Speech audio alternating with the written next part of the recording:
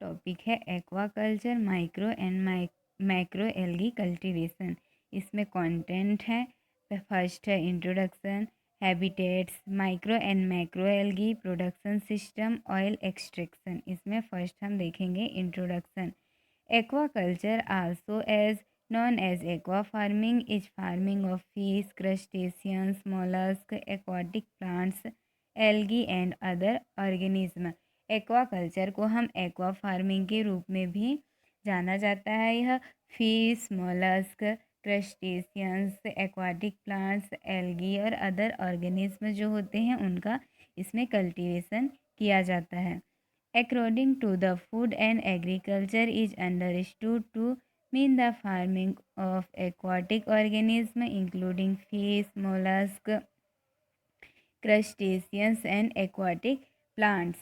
खाद्य एवं कृषि संगठन के अनुसार यह एक्वाकल्चर का अर्थ फिश, मोलस्क, क्रस्टेशियन एवं एक्वाटिक प्लांट्स की कल्टीवेशन से है। Particular kinds of aquaculture includes fish farming, oyster farming, marine culture, alga culture such as a seaweed farming.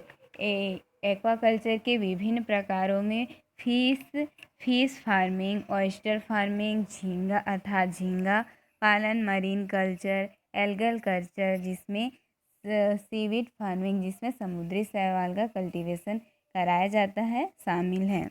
Alga culture is a form of aquaculture involving the farming species of algae. Alga culture algae की species की cultivation से जुड़े हुए aquaculture का ही एक रूप है। The majority of algae that are intentionally cultivated fall into the category of micro algae. विभिन्न माइक्रो एल्गी जिनका कल्टीवेशन कराया जाता है वह माइक्रो एल्गी की श्रेणी में आती हैं। विभिन्न माइक्रो एल्गी जैसे फाइटोप्लैंक्टन, माइक्रोफाइट्स, प्लैंक्टोनिक एल्गी हैं।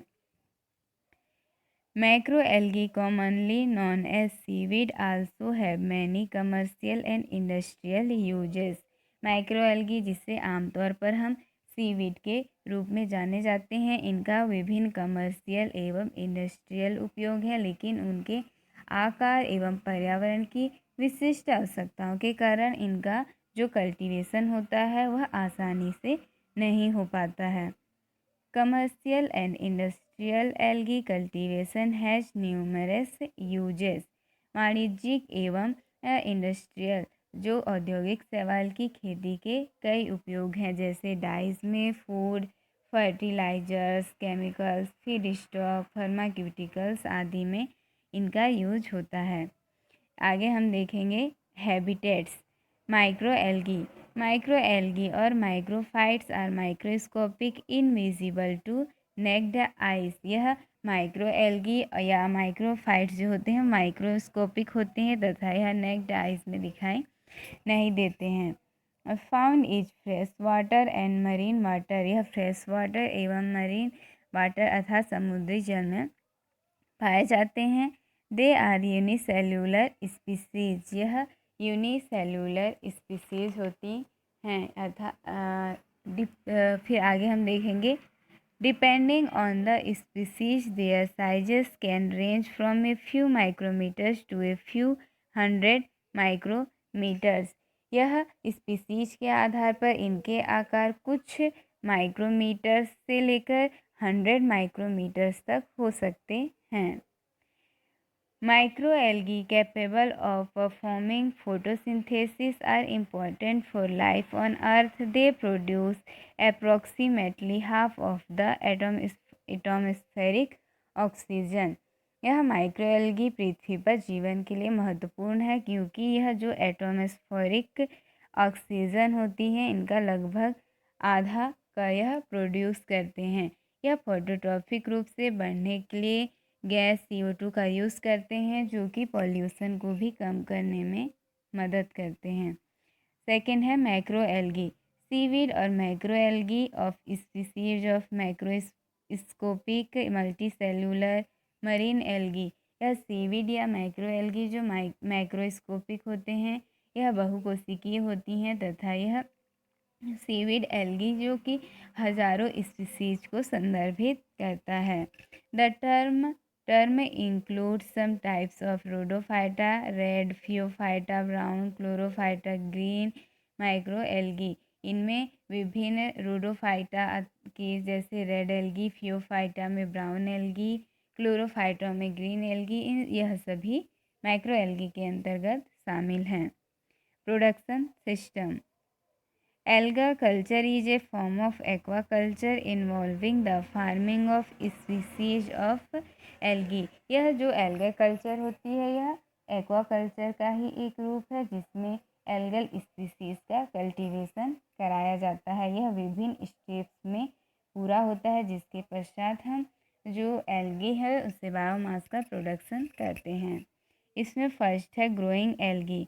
Water, carbon dioxide, minerals and light are all important factors in cultivation and different algae have different requirements। इसमें एल्गी को ग्रो कराने के लिए पानी, कार्बन डाइऑक्साइड, मिनरल्स, लाइट जो कल्टीवेशन के लिए महत्वपूर्ण होते हैं। इनमें जो डिफरेंट एल्गी होती हैं उनकी अलग अलग रिक्वायरमेंट्स होती हैं। The basic reaction for algae growth in water. जो वाटर में यह बेसिक रिएक्शन होती है एल्गी ग्रोथ के लिए वो इस प्रकार से है। CO2 plus light energy plus water. यह सभी रिएक्शन कर ग्लूकोज, ऑक्सीजन तथा वाटर बनाते हैं। This is called autotrophic growth. यह ग्रोथ स्वपोषी वृद्धि ऑटोट्रॉफिक ग्रोथ कहलाता है। सेकेंड है temperature. The water must be in a temperature range that will support the specific algal species being grown mostly between 50 degree centigrade and 35 degree centigrade. जो भी algal culture के लिए जो भी पानी का टेम्परेचर होता है वह एक सीमा में होनी चाहिए। जो विशिष्ट एल्गल स्पीसीज होती हैं उनको सपोर्ट करेगा और यह जो ज़्यादातर टेम्परेचर होता है वह 15 डिग्री सेंटीग्रेड से 35 डिग्री सेंटीग्रेड के मध्य होता है। यह एल्गी के कल्टीवेशन के लिए उपयुक्त होता है। थर्ड है light and mixing. Light and mixing in a typical algae cultivation system such as an open pond light only penetrates the top 3 and 4 inches of the water। जो लाइट एंड मिक्सिंग एक process होती है इसमें algae cultivation system जैसे कि open pond में प्रकाश केवल पानी के शीर्ष 3 से लेकर 4 इंच तक ही प्रवेश कर पाता है। As the algae grow and multiply, the culture becomes so dense that it blocks light from reaching deeper into water. जब एल्गी जो कल्टीवेशन कराते हैं तो एल्गी ग्रो करता है एवं मल्टीप्लाई करता है जिसके कारण यह इतनी डेंस हो जाती है कि इससे से होकर लाइट गहराई तक नहीं पहुंच पाता है। Direct sunlight is too strong for most algae. अधिकांश एल्गी के लिए डायरेक्ट सनलाइट बहुत तेज होती है जिससे एल्गी की कुछ मात्रा का है उपयोग कर पाते हैं। इसमें जो सतह के नीचे के एल्गी होती हैं वह जो सतह के ऊपर एल्गी हैं उनकी छाया से निर्मित कम तीव्र प्रकाश का अधिक उपयोग करने में सक्षम होती है जिसके कारण जो नीचे की तरफ एल्गी होती है वह अच्छे से ग्रो कर पाती हैं। Glow plates made from sheets of plastic और glass and placed within the tank offer precise control over light intensity and distribute it more evenly. जो भी प्लास्टिक एवं कांच की चादरों से बनी एवं टैंक के भीतर रखी जो ग्लो प्लेट्स होती हैं यह प्रकाश की तीव्रता पर सटीक नियंत्रण प्रदान करती हैं और यह इसे जो एल्गी होती हैं उनमें समान रूप से वितरित करती हैं। लेकिन यह एक्सपेंसिव होने के कारण इनका उपयोग शायद ही किया जाता है। आगे हम देखेंगे ऑर्डर एंड ऑक्सीजन। गंध। Under anoxic conditions, the bacteria inhabiting algae produce hydrogen sulfide and ammonia, which causes the odor। इसमें जो एनॉक्सिक कंडीशंस होती हैं उनमें शैवाल में रहने वाले बैक्टीरिया जो हाइड्रोजन सल्फाइड अमोनिया का प्रोडक्शन करते हैं जो गंध का कारण बनते हैं। Some living algae and bacteria also produce odors, chemicals, particularly certain cyanobacteria, blue-green algae, Anabaena. कुछ जीवित शैवाल और बैक्टीरिया भी गंधयुक्त रसायनों का उत्पादन करते हैं। इनमें से कुछ साइनोबैक्टीरिया हैं जैसे ब्लू ग्रीन एल्गी, एनाबीना इत्यादि हैं। इसके बाद हम देखेंगे nutrients. Fertilize, nitrogen, phosphorus, potassium, यह विभिन्न न्यूट्रिएंट्स जैसे एल्गी के लिए उर्वरक के रूप में काम करते हैं, जैसे नाइट्रोजन, फास्फोरस, पोटेशियम इत्यादि, और यह आमतौर पर विकास के लिए उपयुक्त होते हैं, जिससे हम एल्गी का कल्टीवेशन आसानी से करते हैं। Silica and iron, several elements, carbon dioxide etc. इसमें विभिन्न तत्व जैसे सिलिका, आयरन और अन्य तत्व भी, कार्बन डाइऑक्साइड, ये सब एल्गी के ग्रोथ के लिए महत्वपूर्ण तत्व होते हैं। इसके बाद हम देखेंगे method. In its most advanced forms it consists of fully controlling the life cycle of algae. यह एक सबसे एडवांस रूप से एक टेक्निक है जिसके ज़रिए हम एल्गी के लाइफ साइकिल को पूरी तरह से कंट्रोल कर सकते हैं और उनका कल्टीवेशन कराया जाता है, और यह इसमें सफल रहा है। The largest seaweed producing countries are China, Indonesia and the Philippines. सबसे बड़े समुद्री शैवाल उत्पादक देश में चाइना, इंडोनेशिया एवं फिलीपींस हैं। इसमें जो एल्गी का कल्टीवेशन के लिए जो मेथड होती हैं उनमें फर्स्ट है open pond system. Open pond are highly vulnerable to contamination by other microorganisms such as other algal species of bacteria. यह ओपन पॉन्ड जो अन्य सूक्ष्म जीव या अन्य एल्गल स्पीसीज या बैक्टीरिया द्वारा कंटामिनेशन होती हैं उनके प्रति अधिक संवेदनशील होती हैं, जिसके कारण इनमें कंटामिनेशन का खतरा बना रहता है, क्योंकि यह खुले में एल्गी का कल्टीवेशन कराया जाता है। Open pond system also do not offer control over temperature and lighting. यह टेम्परेचर एवं प्रकाश व्यवस्था पर भी नियंत्रण प्रदान नहीं करते हैं। Open pond system are cheaper to construct. यह ओपन पॉन्ड सिस्टम जो होता है यह निर्माण के लिए बहुत ही सस्ता होता है। Large plants have the largest production capacities relative to other system of comparable cost. यह बड़े तालाबों में तुलनीय लागत की अन्य प्रणालियों की तुलना में जो इसकी जो भी उत्पादन क्षमता होती है वह सबसे अधिक होती है। Enclosing a pond with a translucent barrier effectively turns into a greenhouse. एक पॉन्ड को जब ट्रांसलूसेंट बैरियर के द्वारा इंक्लोजिंग अर्थात घेरा जाता है तो वह प्रभावी रूप से एक ग्रीन हाउस के रूप में परिवर्तित हो जाता है, जिसमें हम उसे आसानी से एल्गी का कल्टीवेशन करा सकते हैं। This solves many of the problems associated with an open system. It allows more species to be grown. यह ओपन पॉन्ड सिस्टम से जुड़ी कई समस्याओं का हल करता है तथा यह अधिक जो स्पीसीज होती हैं उनको भी उगाने की अनुमति देता है। यह ओपन पॉन्ड सिस्टम दिया गया सिस्टम होती हैं, इनमें जो कंटामिनेशन का खतरा अधिक होता है तथा इनमें पानी की हानि भी अधिक होती है। इसलिए एक और सिस्टम है जो कि क्लोज्ड सिस्टम होती है। इसमें हम देखेंगे photo bioreactor. Photo bioreactor algae can also be grown in photo bioreactor. Photo bioreactor एक बायोरिएक्टर होता है जो विभिन्न प्रकार की फोटोट्रॉफिक ऑर्गेनिज्म होती हैं उनका इनमें कल्टीवेशन कराया जाता है। एल्गी को इस फोटो बायोरिएक्टर में भी आसानी से ग्रो करा सकते हैं। PBR is a bioreactor which incorporates A light and source. यह PBR बायोरिएक्टर्स में होते हैं जिनमें लाइट सोर्स शामिल होता है। PBR can operate in batch mode. यह PBR सिस्टम एक क्लोज्ड सिस्टम होती है जो कि कल्टीवेटर को CO2 सहित जो भी आवश्यक न्यूट्रिएंट्स होती हैं वह प्रदान करती हैं।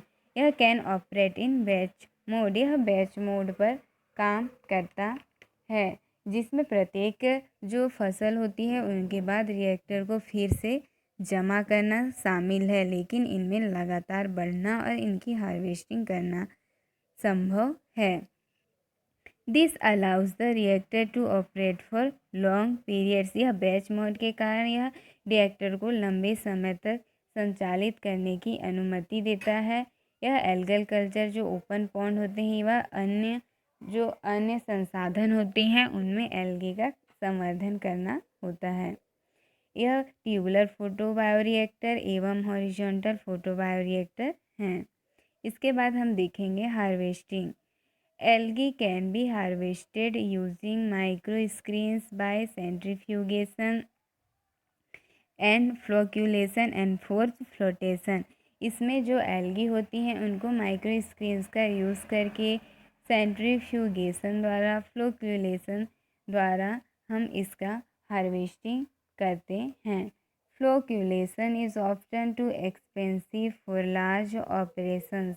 यह जो फ्लोक्यूलेशंस होती हैं यह अक्सर संचालन के लिए एक्सपेंसिव होती हैं। Ultrasound and other harvesting methods are currently under developments. वर्तमान में जो भी अल्ट्रासाउंड एवं अन्य हार्वेस्टिंग के तरीके हैं वह विकास के अधीन हैं। इसके बाद हम देखेंगे ऑयल एक्सट्रैक्शन। यह एल्गी की हार्वेस्टिंग के पश्चात हम इनमें ऑयल का एक्सट्रैक्शन करते हैं। Algae oils have a variety of commercial and industrial uses and are extracted through a variety of methods. जो भी एल्गी ऑयल्स होती हैं इनमें विभिन्न प्रकार के वाणिज्यिक एवं औद्योगिक उपयोग होते हैं तथा जो एल्गल ऑयल्स होती हैं इन्हें डिफरेंट मेथड्स के द्वारा हम निकाल सकते हैं, जैसे कि physical extraction, ultrasonic extraction, chemical extraction. इन सब मेथड के द्वारा हम एल्गल ऑयल को प्राप्त कर सकते हैं जिनका विभिन्न इंडस्ट्रियल एवं कमर्शियल उपयोग है। इसमें फर्स्ट हम देखेंगे फिजिकल एक्सट्रैक्शन। यह the simplest method is mechanical crashing. यह सबसे आसान तरीका मैकेनिकल क्रैशिंग है। When algae is dried, it retains its oil content, which then can be pressed out and oil press। जब एल्गी पूरी तरह से सूख जाता है तब पर भी यह अपनी जो ऑयल कंटेंट होती हैं इन्हें बरकरार रखता है, जिससे हम तेल प्रेस के साथ दबाया जा सकता है और इससे हम जो ऑयल्स होती हैं उन्हें प्राप्त कर सकते हैं। शैवाल के विभिन्न प्रकार के में भी यह उपयोग सहित जो ऑयल्स होती हैं उन्हें प्रेस करने के लिए विभिन्न तरीकों की गारंटी देता है। इसमें सेकंड हम देखेंगे ultrasonic extraction. A branch of sono chemistry can greatly accelerate extraction of a process. यह ब्रांच ऑफ सोनो केमिस्ट्री, यह जो सोनो केमिस्ट्री है उसकी एक शाखा है। यह जो एक्सट्रैक्शन प्रोसेस होती हैं इनको बहुत तेज कर सकती है। थर्ड हम देखेंगे chemical extraction. Chemical solvents are often used in the extraction of the oils. यह जो केमिकल सॉल्वेंट्स का उपयोग अक्सर जो ऑयल के एक्सट्रैक्शन होती हैं उनमें किया जाता है। Chemical solvents also present N explosion hazard. यह जो केमिकल सॉल्वेंट्स होती हैं उनमें भी विस्फोट का एक खतरा दिखाते हैं। A common choice of chemical solvent hexane which is widely used in the food industries and it's relatively inexpensive. इसमें जो रासायनिक विलायक हेक्सेन जो एक सामान्य विकल्प होती हैं यह व्यापक रूप से इनका खाद्य उद्योग में उपयोग किया जाता है और यह अपेक्षाकृत सस्ती होती है। Benzene and ether can also separate oil. इनमें बेंजीन और ईथर को भी तेल को और अलग का यूज़ करके, जो सॉल्वेंट्स होते हैं इनका यूज़ करके हम ऑयल को सेपरेट कर सकते हैं। इस प्रकार से हम जो एल्गी होती हैं उन्हें ग्रो कराकर हम एल्गी ऑयल एक्सट्रैक्ट करते हैं और इनका विभिन्न कार्यों में उपयोग करते हैं।